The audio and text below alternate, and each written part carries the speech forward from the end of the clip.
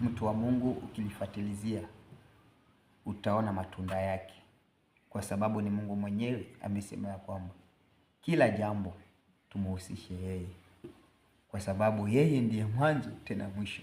Kwa hivyo kila jambo, mtu wa Mungu, tuanze na Mungu, tumuhusishe yeye, tena tumalize na yeye, kwa sababu yeye ndio Alfa tena Omega. Yeye ndiye mwanzo tena yeye ndiye mwisho. Sijui mmenielewa hapo. Wacha tuende katika maandiko haraka haraka, katika kitabu cha Mwanzo 1:1. Yaani hata tunaanza hiyo mwanzo yenyewe, haya tupate kujua hii mwanzo ni ipi. Haleluya. Kwa hivyo katika kitabu cha Mwanzo 1:1 inasema ya kwamba hapo mwanzo Mungu aliumba ulimwengu. Yaani hapo mwanzo, yaani mwanzo ni Mungu. Kwa hivyo mtu wa Mungu, kama uko na jambo, kama uko na shida, kama unataka kuanza kitu, kama unataka kutengeneza kitu, kama unataka kufanya maamuzi, muhusishe Mungu. Anza na Mungu mwanzo, kwa sababu katika kitabu cha Wafilipi 4:6 anasema ya kwamba msijisumbue kwa neno lolote, bali katika kila neno kwa kusali na kuomba na kushukuru na haja zenu zijulikane na Mungu. Haleluya. Kwa hivyo kila kitu tuanze na huyo Mungu, tumuhusishe huyo Mungu. Wache nikupeleke katika kitabu cha Yohana 1:1. Inasema ya kwamba hapo mwanzo kulikuweko na neno, naye neno alikuweko kwa Mungu, naye neno alikuweko Mungu. Kwa hivyo mtu wa Mungu, tunaambiwa kwamba mwanzo kulikuweko na neno, naye neno alikuweko kwa Mungu. Kumbe huyu neno naye alikuweko Mungu. Kwa hivyo huyu neno ni Mungu. Basi ile shida ambayo unapitia, mtu wa Mungu, angalia katika neno. Haleluya. Inasema nini? Nifanye nini katika hii shida napitia? Wewe ambaye ni tasa, ambaye huzai, umeolewa, uko katika ndoa, uko na miaka 3, 5, 10 na hujapata mtoto. Je, nifanye nini? Je, niondoke katika hii ndoa? Je, niachane na hii ndoa? Je, nijiue? Ukiwa katika situation kama hiyo, nenda katika neno. Je, neno linasema nini kuhusu mimi ambaye sizai? Je, neno linasema nini kuhusu mimi ambaye inasemekana nimerogwa na wachawi na waganga? Je, neno linasema nini kuhusu mimi ambaye inasemekana nimelaaniwa? Je, neno linasema nini kuhusu hii biashara yangu ambayo haizai, inazidi kudidimia? Unaenda katika neno. Neno litakupatia majibu yote. Twende katika neno. Kwa wewe ambaye unasema huzai, umekuwa katika ndoa haujazaa miaka yote hiyo. Je, neno linasemaje? Neno linasema ya kwamba piga kelele wewe uliye tasa, kwa sababu watoto wako ni wengi kushinda yule ambaye umeolewa kutoka ujana wake. Haleluya.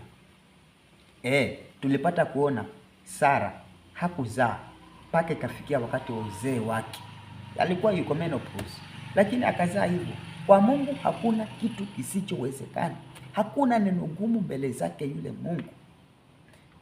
Sara akamzaa Isaka. Isaka ndio uzao wake ni sisi watu wa Mungu. So tumeona watu wa Mungu wengi sasa.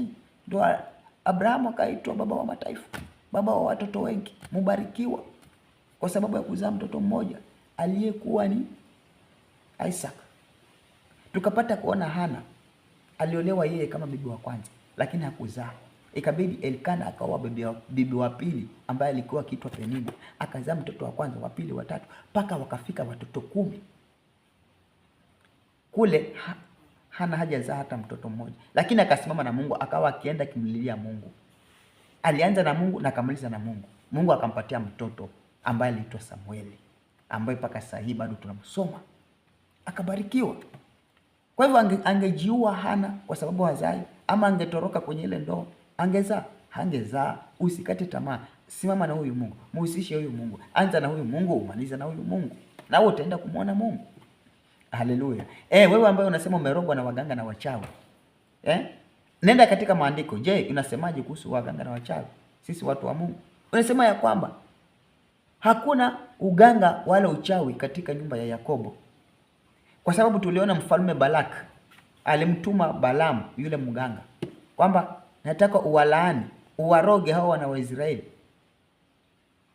Balaam akajaribu uganga wake, akaambiwa na Mungu, hawa sio watu wa kulaaniwa, hawa ni watu wangu, ni wabarikiwa, labda wabariki.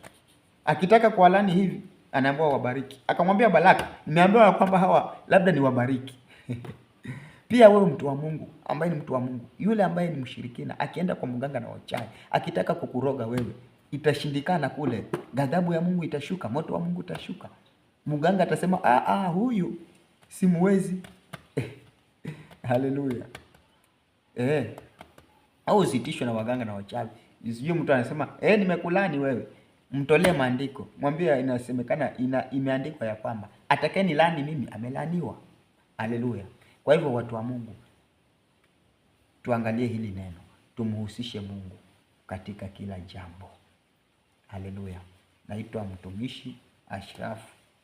Namtumikia Mungu. Unaweza kuniita Melkizedeki pia ukipenda. Nashukuru Mungu, si eti nitakuwa ninajigamba, lakini kwa ile hatua ambayo amenifikisha kupitia mimi, Mungu amejitukuza. Waliokuwa na mwenda wazimu wakaja hapa katika nyumba ya Mungu, nikawekea mikono, wazimu ukapona hapo hapo. Si eti baada ya siku ama baada ya miezi ama baada ya masaa. Alikuwa wazimu akapona wazimu hapo hapo. Aliyekuwa hana kazi, nikaja nikamwekea mkono, hata akatoka. Nilivyomwekea mkono nikamwombea, akatoka, hata kufika hata mbali, simu ikapigwa tayari ya kazi, akapata kazi. Aliyekuwa ni mgonjwa, nikaja nikamwekea mkono, akapona hapo kwa hapo. Haleluya. Aliyekuwa ni mjamzito, lakini mjamzito anazaa na miezi 9, yeye akawa amefikisha mwezi wa 10, tena bado hajazaa, akakuja hapa nikamwekea mkono, nikampatia wiki moja, akamwambia ndani ya hii wiki utazaa. Akazaa ndani ya hiyo siku moja. Kwa hivyo Mungu anatenda.